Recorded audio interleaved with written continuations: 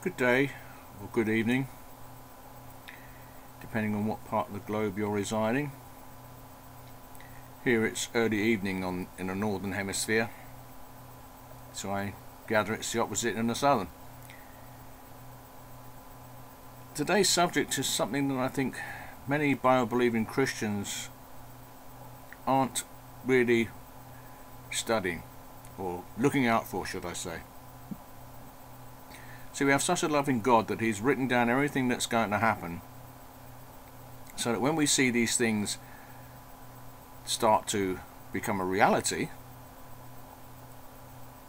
not only are we assured that our salvation draws near, but then we can prepare.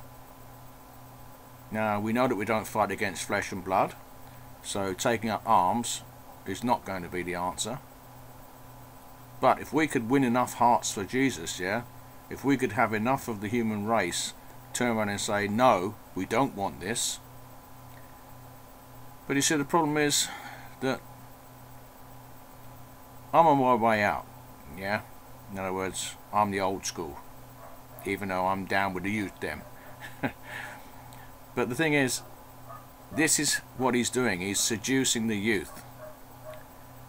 Because the subject I'm going to speak about today is Satan's One World Religion. Now, there are some denominations who believe that it's going to be a mishmash of maybe, like Chrislam, a mixture of Christianity and Islam, with a little bit of, Hinduism thrown in, because we're not supposed to, exploit those poor animals. And rightly so, we're not supposed to exploit them, but, God did provide everything for us, for our sustenance, for our,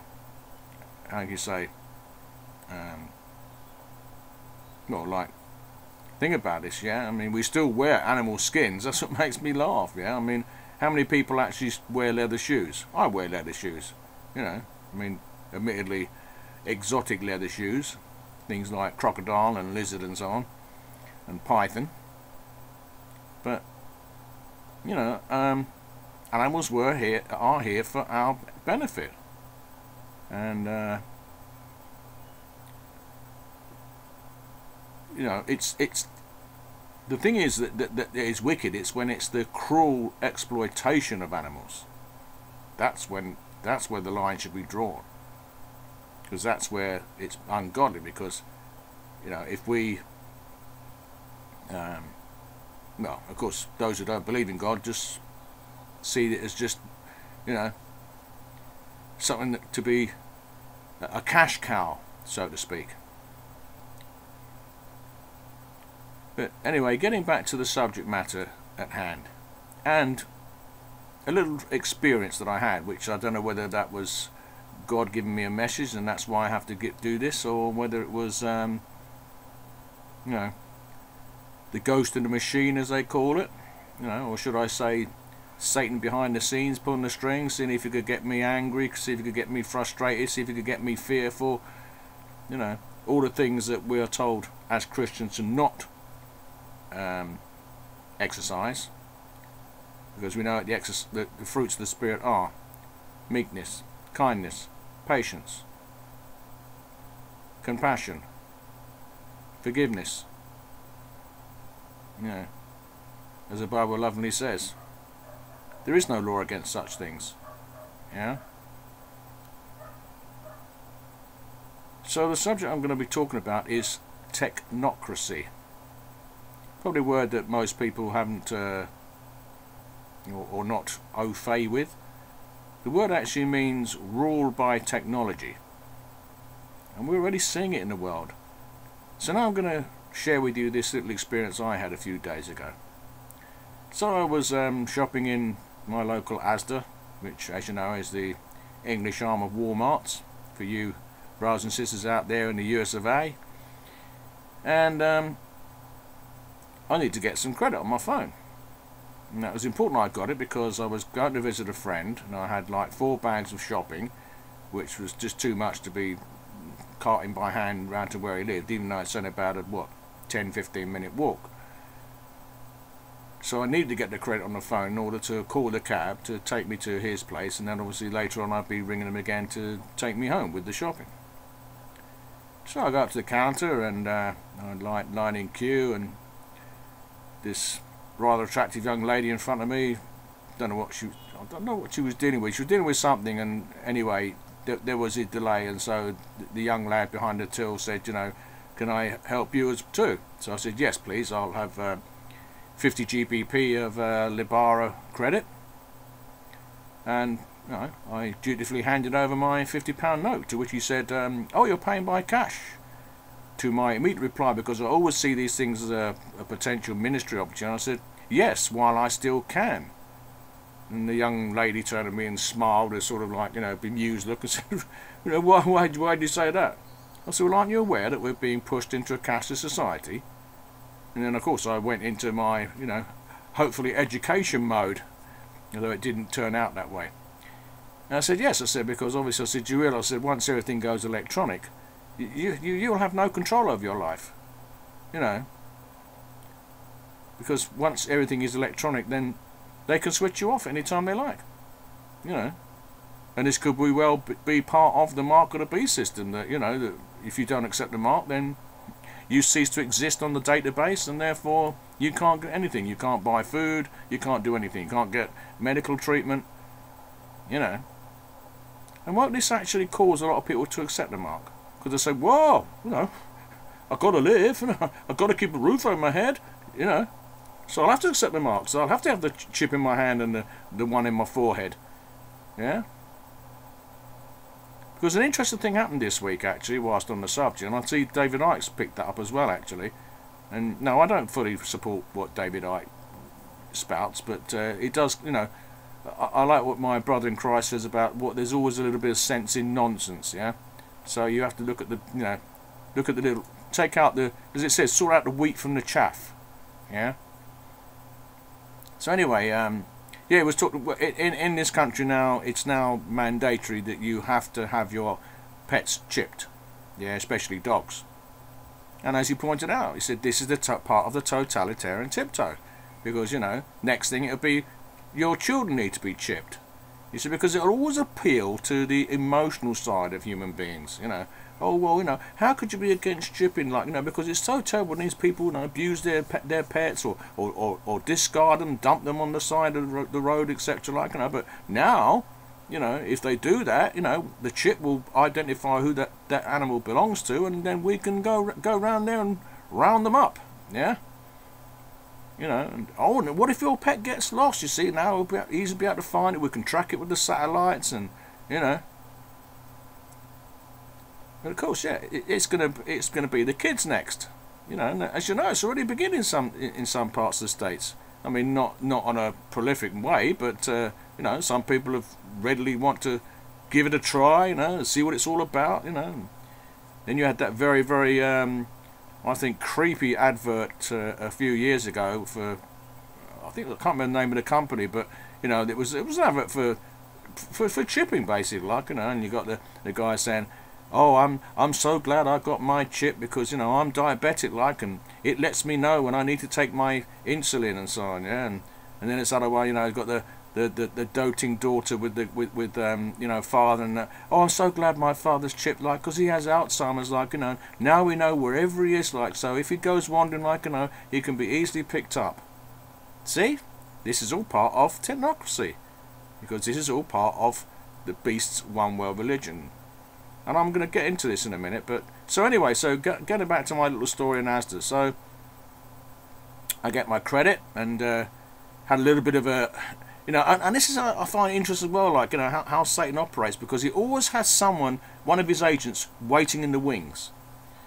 So of course this lady's a bit, you know, how you say, a bit condescending. You know, she's obviously I could tell she was well-to-do, like, you know, she definitely come from a wealthy background, and you know, and I said, oh, by the way, did you know in Japan, yeah, they're now introducing the fingerprint system? She said, oh yes, I go to Japan regularly, like, you know. And I thought, what, and you're not concerned about it? About biometrics? And I told her, I said, please look into the Internet of Things, yeah?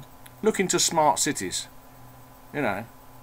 I mean, this might be prophetic on my part, but I can see a future where you would not even be able to get into your own home until you give it an eye scan. Yeah, because it'll be total electronic control. So you won't be able to get into the home that is your home, yeah? But then you see, it won't be your home, because that's what part of Agenda 2030 is about, yeah? It's the actual abolition of ownership of everything, yeah? You won't own, you know, in fact, I can see it's all going to be licenses. You'll have a license, a place to live, you have a license to go to work, you have a license to drive a car, which probably by that time will be electronic, you know, because, you see, look what they did like with the whole tobacco thing. See how crafty they were there. When they realised there's enough public opinion against, you know, this antisocial and unhealthy habit, they said, oh, no, that's not a problem, that's not a problem. You know what we'll do? You know, you don't have to actually smoke the tobacco anymore. We'll just extract the nicotine and you can have your nicotine fix. Sorted. Yeah? So we're still growing tobacco. You know, we're now growing it not just for the smokers, but for those who need their nicotine fix. See how they operate? So as a result, you know, no loss. You know, still got a business like them, and they can say, well, look, yeah, see, we didn't have to lay anybody off. You know, we still got a business. You know, but they're still peddling nicotine. You know, okay, we've said goodbye to the tar and the other carcinogenic things, but it still means that these people are hooked on the nicotine. You know.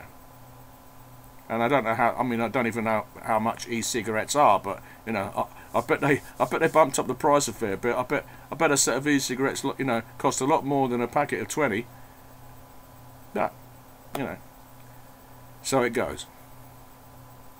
So I get my, you know, oh, this one. Yeah, so as I was saying, like, so what happened was, so in you know, because I'm sure anyone who's passed by, and you know, I tend to be quite a passionate person, especially about, you know, things I feel passionate about, you know, and inadvertently I grabbed hold of her trolley by mistake. Of course, she's pretty nice. So that's my trolley, you know. And I said, oh well, sorry, like this guy suddenly out of nowhere dives in and says, I saw him trying to steal her trolley, like, you know what I mean, I'm witness to that. You know, the guy behind the counter sort of laughed because he realised it was a purely, you know, accidental thing. You know, I mean, why would I want to steal a trolley? For what reason? Like, you know, I mean, I had my own trolley of shopping there right beside it. You know, so I mean that was crazy in itself. But I just thought it was interesting to see how there was someone ready to accuse. Yeah, remember it tells us what about Satan? Satan is the accuser of the brethren. Yeah, always ready to come in, sleep in, you know, like a snake. You know, oh, I saw what went on there. Yeah, I'll stir things up. You know.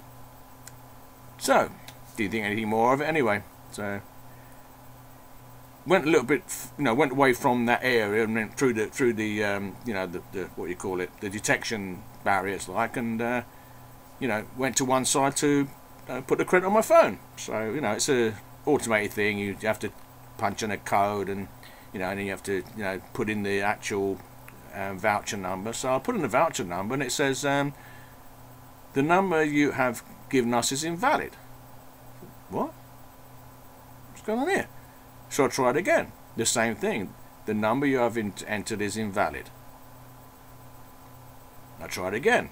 The number you have entered is invalid. I thought, oh, this is crazy. I mean, I've just bought it only a couple of minutes ago. What's going on? So I went back to the till and I said, look, you know, I've just bought this voucher from you guys, you know, and I don't know what's going on. Maybe you can help me out with the fund. I said, it's telling me that the voucher's invalid. You know.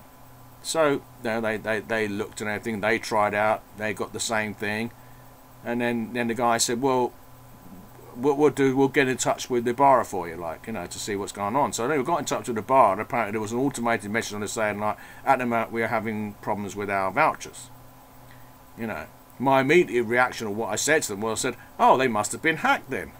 You know, because I know, you know, I've been learning a lot about hacking lately, and I realised that there's about 4 levels of hackers, like, you know what I mean, and you get the hackers that just do it for the hell of it, you know, or they might even be employed by a rival company. You see, not just that, I'm realising that these companies like the bar and that sort of thing, yeah, who aren't part of the conglomerate, because I think that's what's going to happen in the end. You know, the guy, these young kids that I think they think you're crazy when you're trying to turn, but don't you see this is how it operates? Like, it's all about merge, it's all about monopoly, yeah.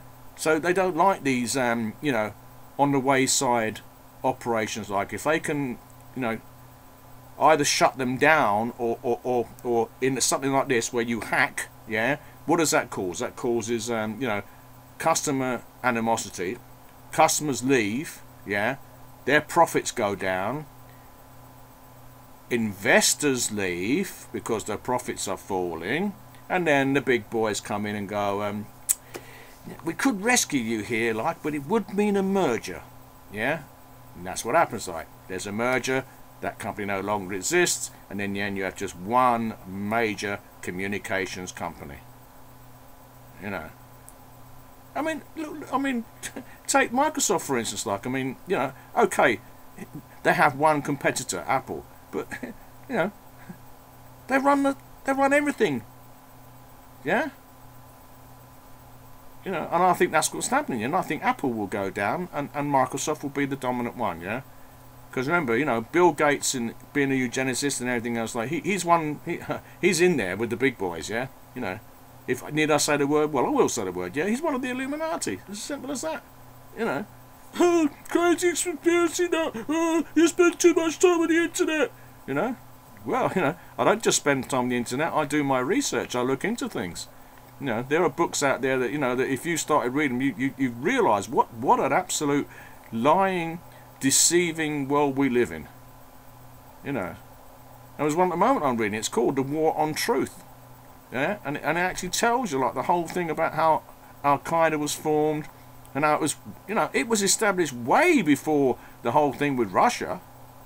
Yeah, and it was planned from the very beginning that it was going to be used to create what they called international terrorism. You know, and if you like, I'll put some of that online for you to think, and then you can go and get yourself a copy and learn for yourself. You know. Tragedy and Hope by Carol Quigley, another book that people should read, yeah? Or the other one that I've got, The Ruling Elite by Diana Spignola. You know, the truth is out there, as I say to people, like, you know, that tagline of X-Files, you know, I mean, yeah, you know, they're playing with you. They know the truth is out there, you know? I mean, that's why they want to control the internet, that's why they want to shut things down, because there's too much information being shared. You know, they know they can't get away with it so easily now as they used to be able to. So they're trying to sort this out and so on, like, and this is where it gets interesting, yeah? Because Sunday I'm told by the Asda staff, oh, we can't give you a refund. Huh? No. You see, it's gone through our tool correctly, so it's not our problem, it's the bar's problem. Oh, so what am I supposed to do then, yeah? You know, I've just spent 50 quid on my phone and I've got no, you know, I can't use it. So what am I supposed to do? You know, and I didn't get angry because, I mean, it's not their fault. You know, they just have to follow company policy. And the young guy who I've been having a debate with, the, you know, about the technocracy or technology thing, like, you know, I said, see, it's not the technology, is it? It's the people. I said, but yeah, but you don't understand. You know, that's the problem. Yeah, when technology has total control over people, then the people who run the technology have total control over the people. If you get my drift, yeah. And look what was going on at this very moment. Yeah, I mean, I thought, is this a sign from the Lord or what? He's showing me this is a taste of things to come. Yeah, because it'll always be, and I try and educate people. I says, do you realise that, you know, it's a thing now that, you know, well, it's not my fault, it's computer. It's not my fault, it's computer. You know, well, the computer only operates on what's been put into it, typed into it. Yeah, there's an old thing. What was it? That Guy Joe, they used to call it, like, back in the day, you know, early days of computing, like, you know, garbage in, garbage out. So if you put gobbledygook into a computer, you get gobbledygook out of it, yeah? You know, by the same token, like, you know, you can be erased off a database just like that. You know, it'd be no good you saying, well, yeah, but yeah, I've got an account, And they say, well, we're not on our database, sorry, we can't help you. Yeah? Can you imagine that? Can you imagine that frustration? No, but I've got an account with you guys. I've got money in here, like, you know. Well, I'm sorry, but you're not on the database. We have no record of you. You see, because that's it. See, it's all digital. Yeah, you know, paperwork is becoming a thing of the past. You know, at least with paperwork, you had something physical in your hand. You know, you could prove, like, well, here it is. I've got the papers here to prove it. Yeah, You know. So have you got digital backup? No. Oh, sorry, if you can't show us digital backup, can't help you. You know what I mean? Yeah. And I think about this. People are putting all their stuff out on the cloud. Yeah. That is crazy. That is crazy, because that means that anyone can have access to it. They can do anything they like with it. They can even, you know. This brings back another movie I think of, like, oh, you live in the cuckoo land because you're saying this about these movies. No, because that's what they do. You know, the Running Man, yeah? Remember what happened in Running Man? How they digitally altered the thing when he was refusing to kill the innocent men, women and children. Like, they made it like so it looked like he was saying, yeah, let's give it to him, like, yeah? You know, that's why he was going through the gauntlet. Hey, you know, such is life. So, anyway, so rounding off, so it did have an happy end. Like, it meant I had to go, you know, I had to wait about 2 or 3 hours, but I checked again when I was at my friend's place, because obviously, yeah, so actually, yeah, the Astas did good. They got me the cab. In fact, I didn't realise I had a line to the cab company I used, so that was all solved. So yeah, but you know, I just want to, so I get across to you now that this is just a little foretaste of things to come, and that's why, you know, people need to wake up now. I need to have some kind of, you know, I don't know, backup plan, whatever you want to call it. You know, I mean, we will really. I don't think we will have a backup plan, to be honest. All these people are prepping and that sort of thing. Like, at the end of the day, when it fully takes hold, you know what I mean? You know, as Jesus rightly said, he said, you know, you will go to prison. You know, some of you will go to prison. Some of you will be beheaded for my name's sake. Yeah, you know. You know, and Paul said, and I don't know how many it's going to be, because obviously only God decides who he's going to save. Yeah. But it says, you know, some of us won't even taste death. You know. And I don't. I'll be honest with you. I don't think anything that I've done warrants that. You know. I mean, it just doesn't. Yeah. You know. I'm no better than anyone else, so I don't expect or, you know, or even hope for such treatment. Like, you know. I mean, yes, he's a loving God, but he's a just God. You know, and he has to do things his way.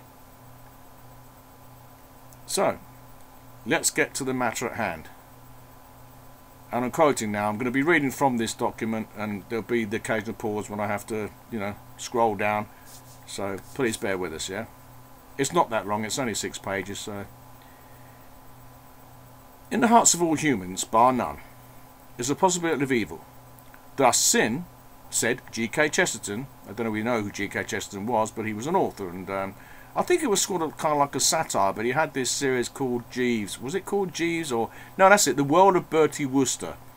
And, you know, he was a well-to-do gentleman with a butler called Jeeves, and I think it was like either satirical, or it was this kind of like relationship between the butler and you know, and I think it was in a funny way. I think that the butler Jeeves was just a little bit, you know, just a little bit more clued up than Bertie was, yeah, and you know, he was usually the one that would like get him out of these scrapes that he got himself into. I don't know much about the series. It was something I never embraced, I suppose. I've never been a great I've never been a great fan of looking at how the other half lives, so to speak. You know what I mean? I mean, I know they live in opulent wealth, and you know, they have a best of everything. Like, and I don't, you know, it doesn't bother me. I don't aspire to or wish to live their kind of lifestyle anyway. You know, because I've seen how they are as people. Like, I've been rubbed shoulders with such people, and there's a kind of, how can I say it, falseness. You know, there's a kind of coldness about them.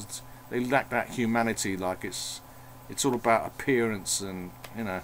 Anyway, I digress. So, as he said, it's as obvious as potatoes. This being the case, it is completely irrational for the unrepentant to think they can purify themselves and others when it is their evil conscience and will turns toward wickedness, which are aspects of their souls that need cleansing. And it is because man is evil and depraved that the 20th century's purification movements, that's Marxist communism and Nazi socialism, or as it was known in Germany, National Socialism, purified the human gene pool by murdering in excess of 160 million men, women and children, of which in Russia approximately half were Christians. According to Sradya Trifovic, persecution and martyrdom of Christians under 20th century totalitarianism, and mainly of Russian Orthodox Christians under communist Bolshevism, is by far the greatest crime in all of recorded history. Attempts at killing the soul, as they called it, started only months after the revolution of 1917. Persecution and martyrdom was several times greater than the Holocaust in terms of innocent lives brutally destroyed. It has killed more Christians in a few decades than all other causes put together in all ages, with Islam a distant second as the cause of their death and suffering. And yet it still remains a largely unknown, often minimized or scandalously glossed over crime, quoting from New Martyrs of the East and Coming Trials in the West, as posted on orthodoxytoday.com. In his analysis of Marxist communism, early conservative intellectual Frank Meyer describes it as the state form taken by a materialist pagan. Faith determined to rule the world, communism is the final synthesis of all heretical tendencies that have pervaded Western civilization for many centuries, quoting from the Conservative Intellectual Movement, pages 251 to 252. Communism is a godless, philosophically pagan form of heretical Jewish elements and heretical Protestant liberalism's upside-down, anti-creation account grounded in a chiliastic, evolutionary, apocalyptic proclamation of a coming new order based on the belief in the inevitability of evolutionary progress from molecule to seaweed, reptile, ape, hominid, and finally God-man, and in the perfectibility of this fallen world. Chiliasm in Greek means 1,000 years, and is primarily a godless version of the millennial belief expressed in some Christian denominations that there will be a paradise on earth where Christ will reign for 1,000 years prior to the final judgment and future eternal state.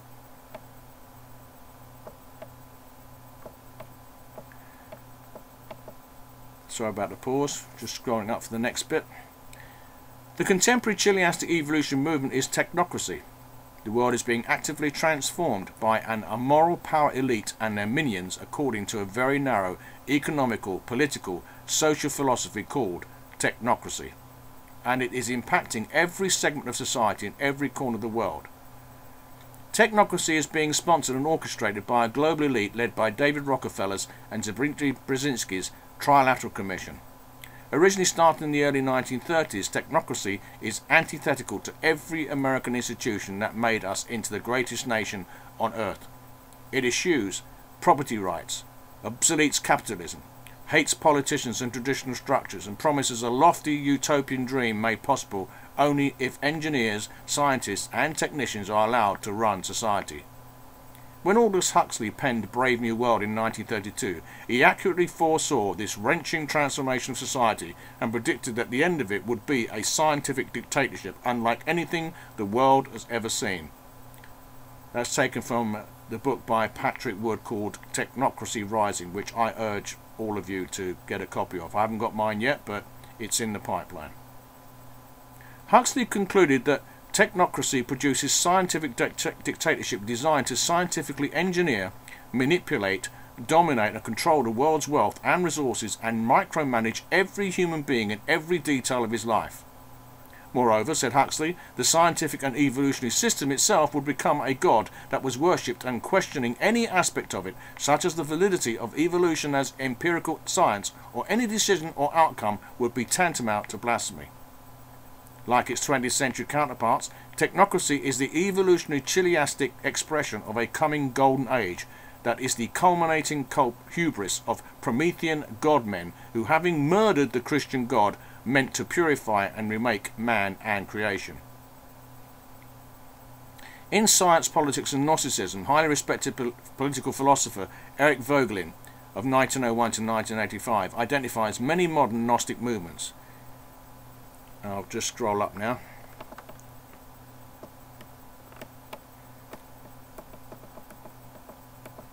They range from Comte's positivism to progressivism, Hegelianism, Masonry, Marxist communism, Nazi socialism, Schleiermacher's doctrine of faith, Protestant liberalism, and Luciferian theosophy. In an upside-down exegesis typical of Gnosticism, Helena Blavatsky, the founder of Theosophy, leading Masonic thinker and important formulator of chiliastic evolution, wrote in her book The Secret Doctrine, Volume 2, "It is but natural to view Satan, the serpent of Genesis, as the real creator and benefactor, the father of spiritual mankind," as quoting from Theosophy University Press of 1888, pages 243 and 513. Chiliastic evolutionary systems are modern forms of ancient and very elitist pre-Christian and Christian-era Gnosticism, which assigns the Holy Triune God to hell and instead worships Lucifer. Furthermore, it teaches that salvation is attained through the elitist knowledge of Gnostic teachers such as gurus, godmen, certain scientists, and Oprah Winfrey, a contemporary spiritual guide possessed of the knowledge of the Gnostic cosmogony. With Satan as a spiritual father of an army of unrepentant Gnostic pagans, it is no wonder that modern Gnostic systems have so far produced every dictatorial, genocidal utopian movement of the 20th century and underpin contemporary spiritually pagan, chiliastic New Age and technocratic globalist hopes and visions. In his article, Leftism, a Radical Faith, Bruce Riggs notes that much of the political history of the extended 20th century is that of massive extinctions of citizenries by their dictatorial governments. Take the engineered mass starvation, torture chambers, firing squads and gulags of Lenin and Stalin, Nazi gas chamber, Pol Pot's Khmer Rouge killing fields, the genocide of Mao's Great Leap Forward, and the tyrannical North Korean Sung dynasty, and one will find that over 100 million people have been slaughtered. The authors of the Black Book of Communism point to the godless anti-creation Darwinian biological and zoological strain of thinking as the engine of evil that proved itself a most effective means of denying the humanity of millions of victims. This strain of thinking is why so many of the crimes of communism were crimes against humanity, and how Marxist-Leninist ideology managed to justify these crimes to its followers, quoting from the Black Book of Communism by Stephanie Courtois on page 751. About to scroll again.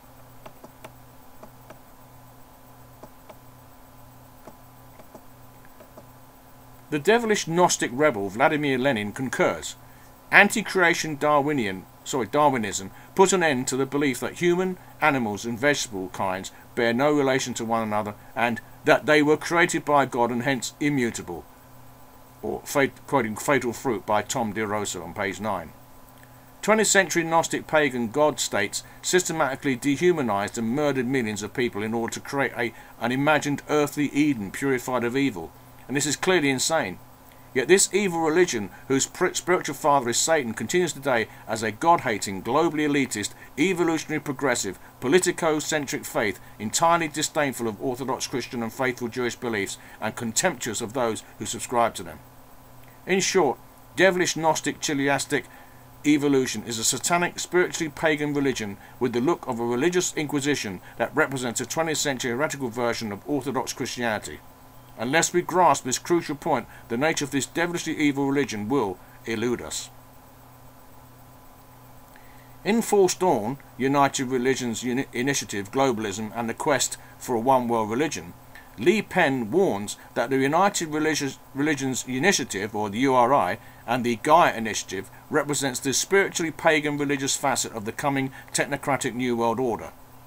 The URI is a United Nations organization that to a significant extent is animated by satanic Gnostic chiliastic evolution. In preparation for the coming New Order, a new, so-called, pagan spirituality is under construction, of which the Earth Charter is set to become its holy writ. Now, while we're talking about this, I don't know how many of you out there are aware of this quite, well, I think, quite scary actually. I mean, I'm sure people who are in the know, and I hope that people who pass by are relatively in the know, would know about CERN, that scientific establishment based in Switzerland, who, interestingly, why do they have the goddess Shiva, known as Destroyer of Worlds, outside their premises? Ever considered that? And also, ever considered the crazy things that some of the scientists have said, and actually some of the crazy things that reports are coming out of there, that they've actually that they can't believe what their eyes when they're seeing that they're opening up portals, they're actually piercing the veil, as we call it, and actually seeing the spirit world, And And I think that scientist, I can't remember his name now, he said, oh, well, I want to go beyond the light. I want to see the dark before the light. See, when he's talking about the light, he's talking about, you know, as the Bible says, you know, God said, let there be light, and there was light. Yeah. Now, no, he wants to go before that. He wants to find out what there was before. For what reason? Does he think that somehow he's going to disprove the existence of God by doing that? You know, because you see, this is what some of these scientists are so hell-bent on. They're hell-bent on trying to use science to disprove the existence of God. You know, and the Bible talks about this. It says, vain philosophies of man, yeah, worshipping the creation instead of the Creator, yeah. You know, like there are many Christians who put on an air of godliness and yet they deny the power thereof. You know, I mean, I hope that, you know, God is gracious and merciful enough to me that He will use me and enable me to literally to heal people, to, you know, raise the dead. I don't know. I mean, you know, it's all in His hands, yeah. He'll know when I'm ready for it, you know. But as I'm talking about this, you know, I'm thinking about this guy that I mentioned quite regularly, like, because he's now actually turned around and said that he's going to actually present on YouTube, yeah, an esoteric Bible study. What? How can you mix esotericism with, you know, God's word? Because it doesn't mix. You know, esotericism is man's reasoning. It's man's vain philosophies. But of course, you know, see, I think he's a dangerous person because that's what he's trying to do. He's trying to present a different Christ. You know, going back to what this is talking about here, what I'm just sharing with you. So, let's carry on with this UN Charter, or Earth Charter as it's called.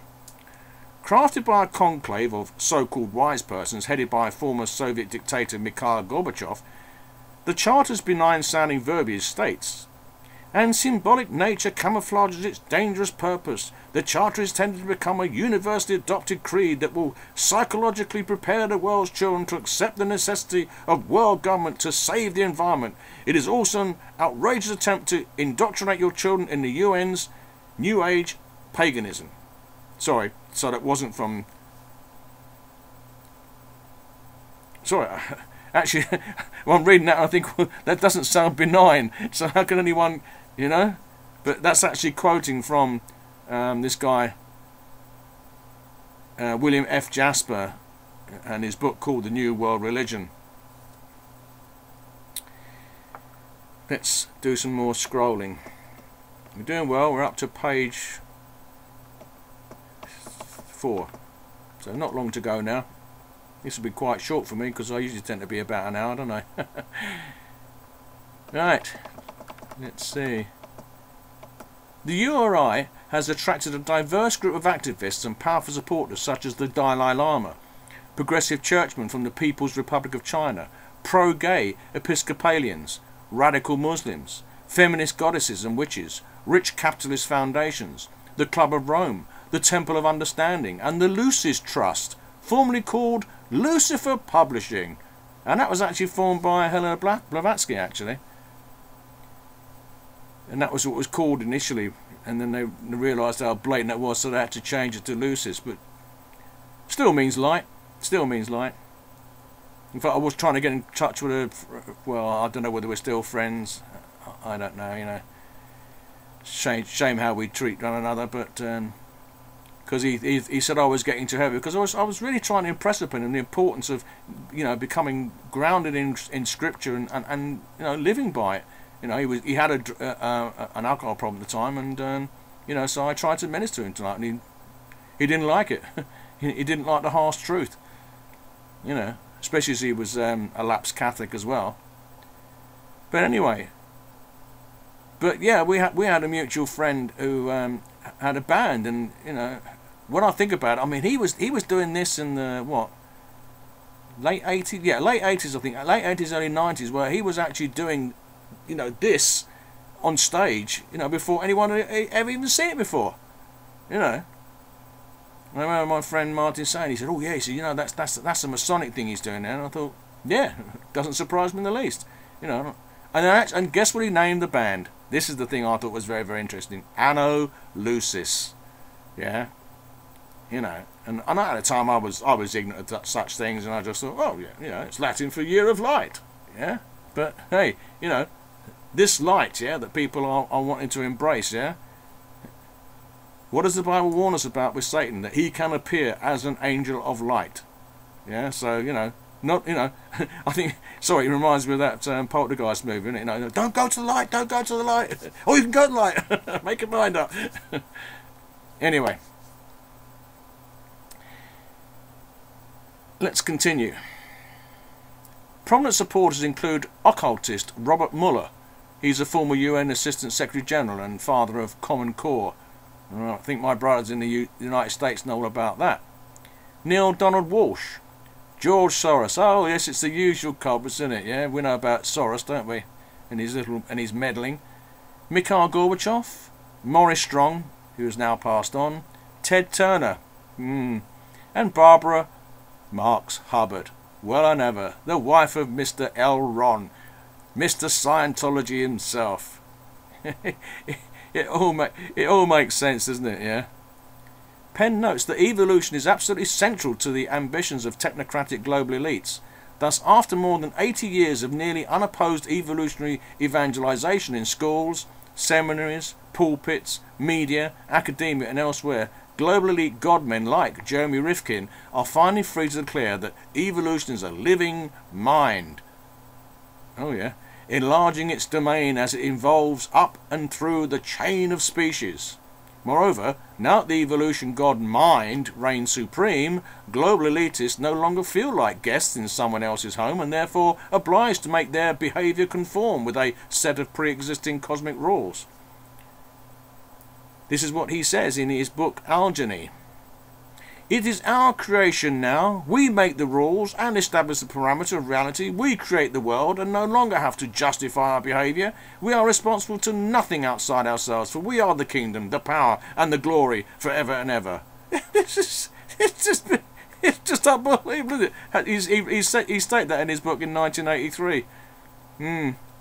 So here we see that in the completely delusional, entirely depraved, quoting, see Jeremiah 51, 17 and 18, and ultimately demonically orchestrated global elite dreamscape, it is not a personal triune God who has created and sustained the world. No, it is each Gnostic man-God who creates and sustains his own world and meaning in every moment of his own divine consciousness. In other words, since according to the devil, the substance of the holy created God is distributed throughout all of the cosmos, including the mind of man, then by occult magic rituals such as transcendental meditation and brain-altering drugs, man can tap into the God force within, thereby becoming a little God who controls the cosmos because he controls mind. The physical world, then, is an illusion because reality is inside the divine mind of the God-man. I don't know why, but David Icke springs to mind because he comes out with this nonsense as well, doesn't he? Given the likelihood that an ancient evil intelligence has crawled inside Rifkin and other technocratic godmen, the fact that New Age spirituality relies heavily on spirit revelations channeled through mediums such as Blavatsky, Bailey, Benjamin Creme, Robert Mueller, Neil Donald Walsh and Barbara Marx Hubbard, to name but a few, should come as no surprise. Penn observes that altogether they form a comprehensive anti-gospel setting forth a Gnostic progressive vision of apocalyptic spiritualized totalitarianism that includes 1. Praise for Lucifer as the light bearer and giver of wisdom. 2. Highly evolved humans as gods. 3. Advocacy for extreme population control. 4. Concentrated hate directed at faithful Judaism, Orthodox, Evangelical Protestantism and Roman Catholicism, forecasting a pending, and for them, desirable selection of mankind in which the progressive enter the New Age millennium and reactionaries face extinction. 4. New Age apostles of progressive social Darwinism. These casualties are a necessary price to pay for human revolution. Quoting Penn on page 7. Speaking through Barbara Marx Hubbard, her spirit guide, Christ, prophesied in 1995 that the rider of the pale horse will use the sword as one of his means to kill those who choose to remain self-centered. The meaning of self-centered is briefly defined in the Global Biodiversity Assessment, a document mandated by the UN-sponsored Convention on Biological Diversity, This document explicitly refers to Christianity as a faith that, rather than making God and humans one with nature, has instead set God and humans apart from nature, a process in which nature has lost its sacred qualities, the document states. Conversion to Christianity has meant an abandonment of an affinity with the natural world. According to Al Gore, the United Nations and the Cult of Gaia, written by Cliff Kincaid and posted on americasurvival.org in 1999. In other words, because Orthodox Christianity teaches that there is an unbridgeable gulf between the triune God and his creation that is only breached by Jesus Christ, then idolaters like Jeremy Rifkin do not and cannot share the substance of the triune God as pantheism teaches. According to Christianity, man is radically different from the Lord, and atonement, purification and mediation is achieved only through Jesus Christ, who rose from the dead. This means that neither Rifkin nor any other technocratic global elitist is God, but rather an evil idolater speeding along the broad smooth highway to hell. All modern Gnostic pagan movements share the same chiliastic goal, a coming new pantheist order and new pagan God-man, completely purified of all evil and existing in oneness with the evolutionary God force. This means extermination of all faithful Christians and Jews and other dissenters who refuse to become one with the God of forces. I know this is scary stuff, isn't it? But, you know, we are to worry for nothing. Our bread and water is assured, and I'm sure that God will gather his people together at the 11th hour, you know. But if we are to be rounded up, we're to be rounded up. If we are to go to prison, we are to go to prison. If we are to be beheaded, we are to be beheaded. You know. I sent a brother the other day, you know, because he was reading part of Revelation, and obviously it was scaring him and everything. I said, but that's the thing, isn't it? The Bible tells us that everyone is appointed for everyone to die once and then the judgment. Far better to have died for Christ and to be exonerated than to, you know, try to save your skin, yeah, and deny him. You know, and in the process receive the mark, and then what happens? Like, then you suffer, like, because he was reading that bit about, you know, when these horrible things, what a mixture of, you know, scorpions and wasps or whatever, like, you know, men's faces, like, will be given the power to torment all those who received the mark for 5 months. Yeah, in other words, it says, and that painful sores will show that they've received the mark. Anyway, let's finish off this last bit, and yeah, it's almost been an hour, so I might as well wrap it up now. Purification also extends to biblical moral standards, sexual ethics, traditional marriage, and traditions derived therefrom, since they have been bypassed by the ongoing process of evolution. These will be changed just as all distinctions between non-life forms.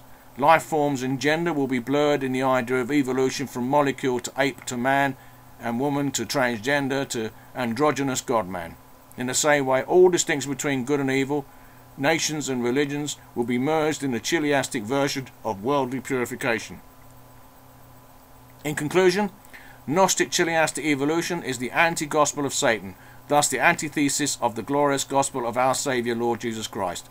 So powerful is the stranglehold of Satan's anti-gospel on millions of darkened Western minds that it has imaginatively inverted the order of creation and reversed the direction of biblical theism, meaning that the millions of people whose minds are in bondage to Satan and his legions can no longer think right side up. With creation ex nihilo virtually replaced by the evolution God, it is now believed that men have not fallen from perfection, but are instead gradually evolving upward from their ape beginnings towards greater and greater spiritual perfection. For all Westerners who are perhaps uncomfortable with or offended by or outright hostile towards the personal holy triune God and his plan of salvation, Satan's anti-gospel provides them a chiliastic plan of purification and a substitute deity, evolution, the animated God force of the cosmos, which men believe they can control and direct. Through scientifically controlled and directed evolution, they imagine they are destined to realize unimaginable spiritual advances. We know different, don't we? Because God has said that when he starts pouring out his wrath upon the earth, they will seek death and will not find it.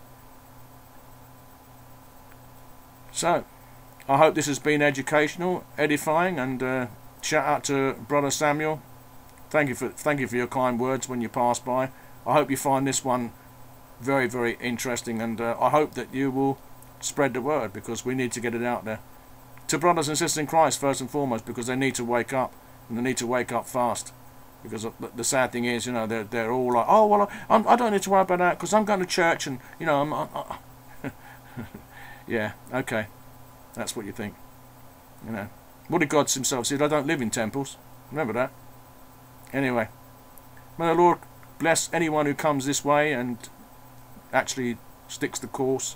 So they, you know, gets to hear all what is being shared, and I'm sure Lone Wolf will pass by, and I don't know what he will have to say about all this. I hope that, you know, he considers this a worthy piece, unlike some other potions he considers. But then again, he tends to flutter about. Anyway, I bet you know he will, Mr. Lone Wolf. You know, remember, we're all given a measure of faith, and it's how we exercise it. So with that, I'll say goodbye and God bless, if it be His will.